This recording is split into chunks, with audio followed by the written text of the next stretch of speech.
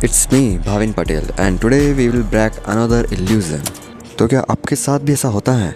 आप पढ़ने बैठते हैं, काम शुरू करते हैं और कुछ ही क्षणों में आपका हाथ मोबाइल पर चला जाता है। फिर थोड़ी स्क्रॉलिंग, कुछ वीडियोस और देखते ही देखते समय निकल जाता है और अंत में मन में एक ही प्रश्न उठता है, मैं इतना विचलित क्यों हूँ?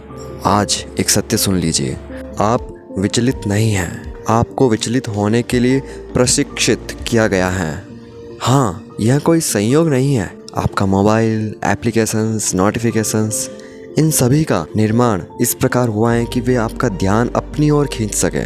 हर स्वाइप, हर नोटिफिकेशन आपके मस्तिष्क को एक छोटा सा सुख अर्थात डोपामिन देता है और धीरे धीरे आपका मन उसी का अभ्यस्त हो जाता है।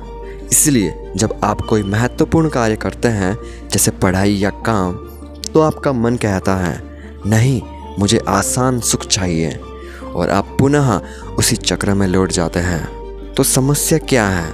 आपका ध्यान कमज़ोर नहीं है, आपका वातावरण एक्चुअली दोषपूर्ण है। और समाधान क्या है? ध्यान से सुनो।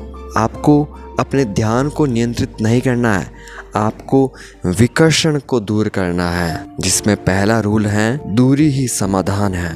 जब भी कार्य करें तो मोबाइल को अपने पास न रखें, नोटिफिकेशंस बंद करें या उसे दूसरे कमरे में रख दें, क्योंकि जितनी सरल पहुंच होगी उतना ही सरल विचलन होगा। नियम नंबर 2, सीमित समय में गहन कार्य। 25 मिनट का समय निर्धारित करें, केवल एक कार्य पूर्ण एकाग्रता के साथ, फिर 5 मिनट विश्राम। इस अभ्यास को दोहराइए और देखिए आपका ध्यान स्वयं सशक्त होने लगेगा। नियम नंबर 3, अपूर्ण शुरुआत करें, यानी कि पूर्णता की प्रतीक्षा मत करो, बस प्रारंभ कीजिए, क्योंकि क्रिया स्पष्टता लाती है और अधिक सोच केवल और केवल भ्रम बढ़ाती है और आप स्वयं से युद्ध कर रहे हैं। जबकि सत्य तो यह है कि आपको केवल अपने वातावरण को बदलना है। और आज आप एक निर्णय लीजिए कि मैं अपने ध्यान की रक्षा करूंगा, क्योंकि जहां आपका ध्यान जाता है वहीं आपकी जीवन की दिशा भी बनती है। और यदि आप अपने ध्यान को नियंत्रित नहीं करेंगे तो कोई और उसे नियंत्रित कर लेगा।